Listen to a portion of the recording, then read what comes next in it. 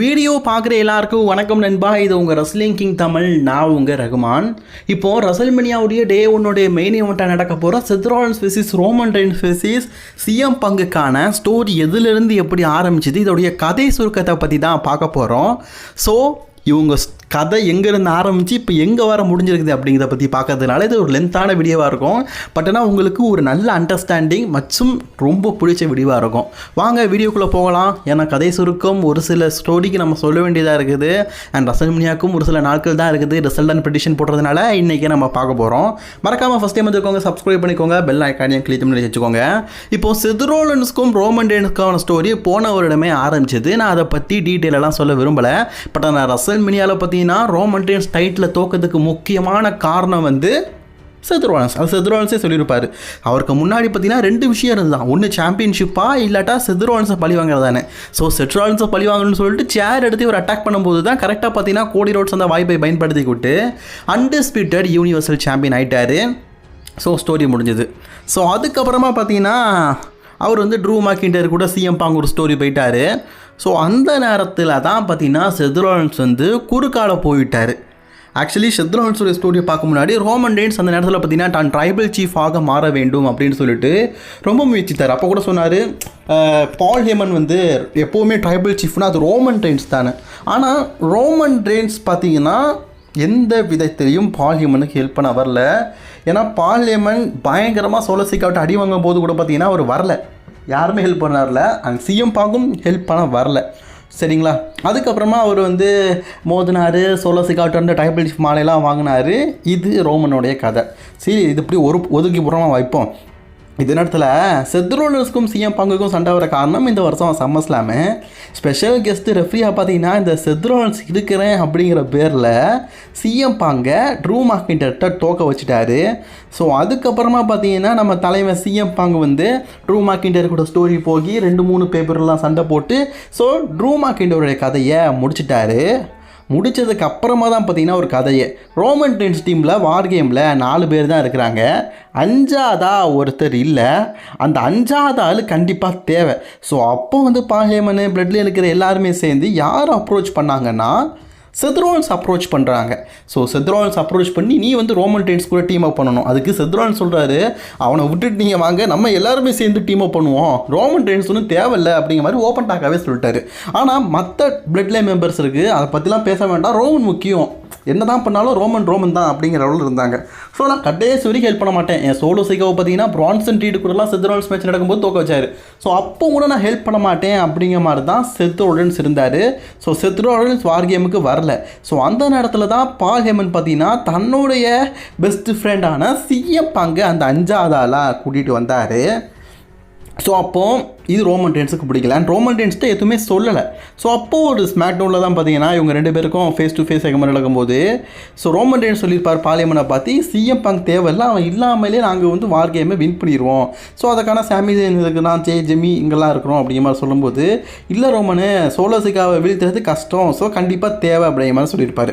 சரி, ஒருக்கா உன் கூட சேர்றேன் அப்படிங்கிற மாதிரி தான் ரோமன் சொல்லியிருப்பார். ஆனால் அந்த 1 அப்படிங்கிறது சிஎம் பங்க் என்ன சொல்லியிருப்பாரு, நான் வந்து ஒரு விஷயம் கேட்குறத நீ நிறைவேற்றணும். ரோமன் கேட்பாரு, நீ கேட்கறது நான் நிறைவேற்றணுமா, நீ நிறைவேற்ற வேண்டாம், பால் ஹேமன் நிறைவேற்றணும், நான் கேட்க வேண்டிய நேரத்தில் கேட்பேன் அப்படிங்கிற மாதிரி சொல்லிட்டாரு, சரிங்களா. ஸோ இதில் வந்து ஒரு விஷயம் லாக் ஆகிட்டு சர்வைவர் சீரீஸ்லாம் ஹெல்ப் பண்ணார், வார் கேமில் வின் பண்ணியாச்சு, சிஎம் பாங்கும் ரோமன் ரெயின்ஸும் கை கொடுத்தாங்க, பால் ஹேமன் சிரிச்சார், அதெல்லாம் ஒரு கதை. இப்போது டேரெக்டாக இப்போது செத் ராலின்ஸ் வந்துட்டார். என்ன சொல்கிறாருன்னா சிஎம் பாங்கை பார்த்து, இவ்வளோ நாள் வந்து சிஎம் பாங்குக்கு செத் ராலின்ஸ் சண்டை இருந்தது, இப்போ பெருசாக பத்ததுக்கு காரணம் நீ எதுக்கு ரோமனுக்கு ஹெல்ப் பண்ண, ரோமன் ரெயின்ஸை சுத்தமாக பிடிக்காத ஒரு ஆள் செத் ராலின்ஸ். அவர் வந்து டேரெக்ட்லி கேட்ட ஆரம்பிச்சிட்டாரு, நீ எதுக்கு வார் கேமில் அவனுக்குலாம் ஹெல்ப் பண்ணுற, நானே ஹெல்ப் பண்ணல, நீ எதுக்கு ஹெல்ப் பண்ணுற, ஸோ நான் அவன் கூட ஒரு மேட்ச் விளாடணும்னு சொல்லிட்டு அவர் வந்து ரா நெட்ஃப்ளிக்ஸில் டெபியூட்டில் பார்த்தீங்கன்னா சண்டை போடுவார். அண்ட் ரோமன் ரெயின்ஸும் அந்த நேரத்தில் ட்ரைபிள் சீஃப் ஆகிட்டார். சிஎம் பாங் செத் ராலின்ஸை வீழ்த்தி வின் பண்ணிட்டார். ஸோ ரோமன் ரெயின்ஸ் வந்து சொல்கிறேன், நான் ராயல் ரம்பிளில் பங்கேற்கிறேன் அப்படின்னு. செத் ராலின்ஸ் சொல்கிறேன், நானும் ராயல் ரம்பிளில் பங்கேற்கிறேன்.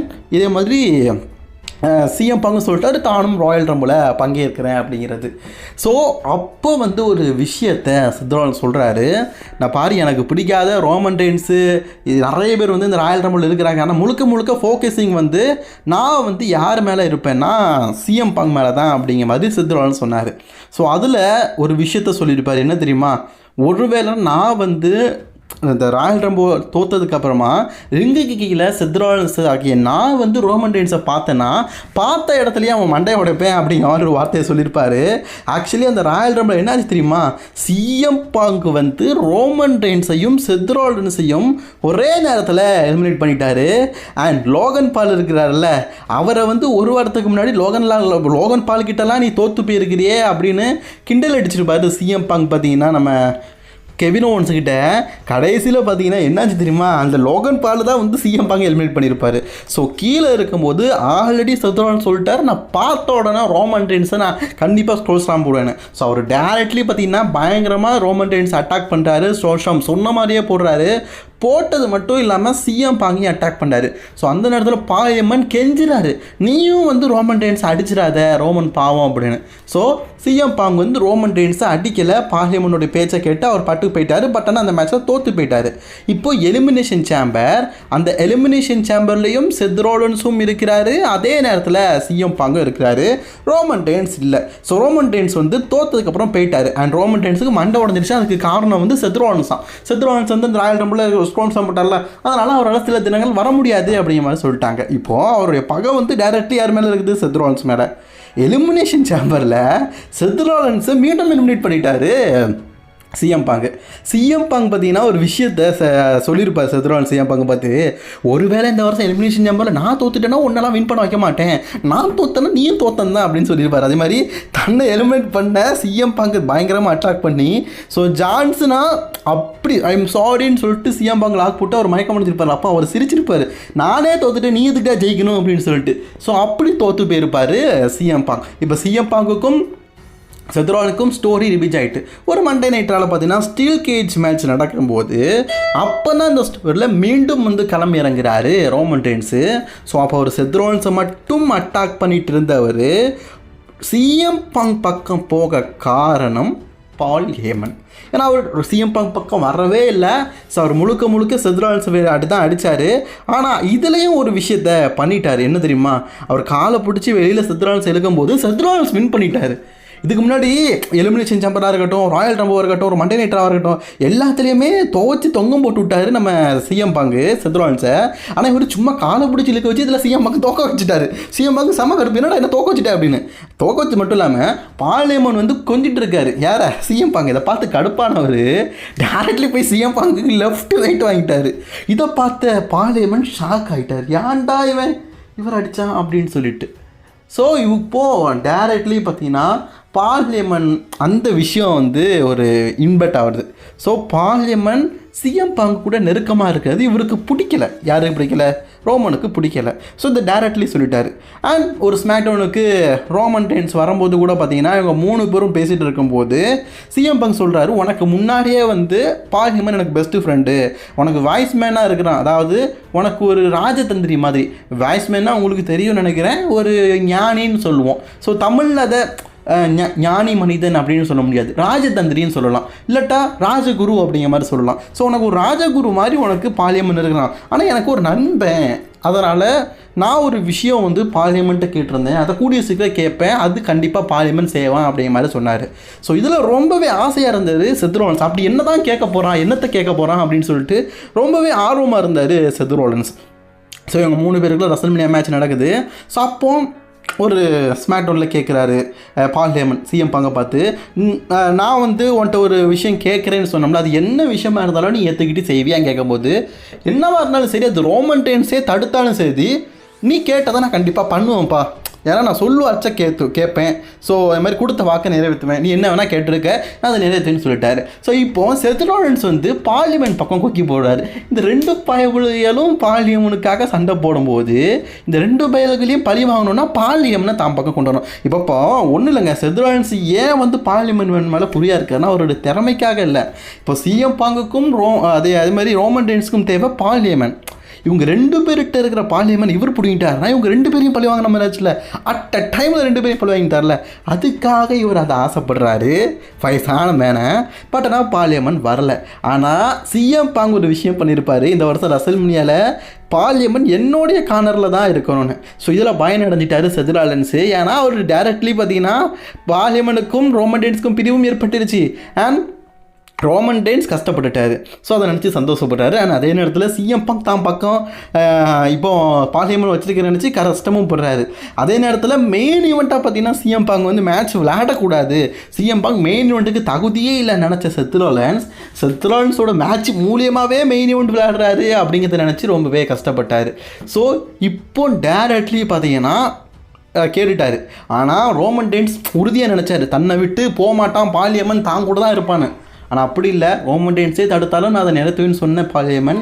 நான் வந்து பால் ஹேமன் ஆகியனா சிஎம் பங்க் கூட போட ரசல்மனியாவில் சிஎம் பங்கோடைய ரிங் கார்னரில் தான் இருப்பேன்னு சொல்லிட்டாரு.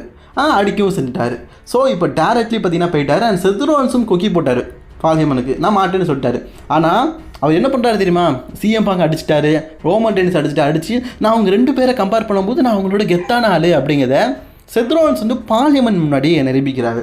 ஸோ அது ஒரு புறம் இருக்க, ரோமன் ரெயின்ஸ் இந்த வாரம் பால் ஹேமனை அடிச்சிட்டாரு. அதுக்கு காரணம் என்னென்னா, அவர் வரும்போது ரோமனுக்காக தான் கற்றுட்டார். ஆனால் சிஎம் பங்க் கூட நெருக்கமாக இருக்கிறது, ஸோ தோல் மேலே கையை போட்டுருக்கலாம் பார்க்கும்போது ஒரு துரோகி அப்படிங்கிற எண்ணம் சிஎம் பங்குக்கு ரோமன் ரெயின்ஸ்க்கு வந்துடுச்சு. இவரை பார்க்கும்போதே ஒரு துரோகி, என்னதான் இருந்தாலும் தன்னை விட்டு போயிருக்கக்கூடாதுன்னு. ஆனால் பால் ஹேமன் தரப்பில் என்ன சொல்கிறாருன்னா, நான் துரோகி கிடையாது, நான் கொடுத்த வாக்கை காப்பாற்றுருவேன், அன்றைக்கி வார் கேமில் உங்கள் கூட சண்டை போட்டு வின் பண்ணணும், உங்களுக்காக தான் ட்ரைபல் சீஃப், நான் அவனுடைய ஒரு ஆசையே நிறைவேற்றுவேன் அப்படின்னு சொன்னேன், அதுவே ரோமனுக்காக தான். ஆனால் அதையே நீங்கள் தப்பாக நினைக்கிறீங்க அப்படிங்கிறத நினச்சி தான் பால் ஹேமன் இப்போ வருத்தப்படுறாரு. இப்போ இதில் பயனடைஞ்சவர் யார், செத்ரோலன்ஸ். ஏன்னா அவர் வந்து முழுக்க பார்த்திங்கன்னா பால் ஹேமனை தான் பக்கம் கூட்டிகிட்டு வரணும்னு நினச்சிட்டு இருக்காரு. ஸோ இதுதாங்க கதை. ஓப்பனாக சொல்லணுன்னா இது ஒரு பெருசுக்காக நடக்கிற ஒரு போர்க்களம். செத்ரோலன்ஸுக்கு பால் ஹேமன் தேவை அப்படிங்கிறதுக்கு காரணம், பால் ஹேமனை தான் பக்கம் கூட்டிகிட்டு வந்துட்டா ரோமன் அண்ட் சிஎம் பங்க் 2 பேருக்குமே பிடிச்ச ஒரு ஆளை தான் பக்கம் கூட்டிகிட்டு வந்துட்டாங்கன்னு. சிஎம் பங்க் எதுக்காக பால் ஹேமனை கூட்டிகிட்டு வந்தார்னா, ரோமன் ரெயின்ஸ் கூட இருக்கக்கூடாது, பழி வாங்கணும் அப்படிங்கிறதுக்காக. ரோமன் ரெயின்ஸுக்கு இவங்க 2 பேரையும் பிடிக்காத காரணம், இவரால் சாம்பியன்ஷிப் இழந்தார், பல விஷயங்கள் இழந்தார், அண்ட் ராயல் ரம்பிள் அட்டாக் பண்ணது, இதெல்லாம் ஒரு காரணம். சிஎம் பிடிக்காத காரணம் பால் ஹேமன் நெருக்கமாக இருக்காருன்னு. ஸோ இவங்க 3 பேருக்குள்ளே காமனாக இருக்க ஒரு ஆள் பால் ஹேமன். இந்த கதையோட சுருக்கம் என்னென்னா, பால் ஹேமனுக்காக நடக்க போகிற பால் வண்டி சண்டை.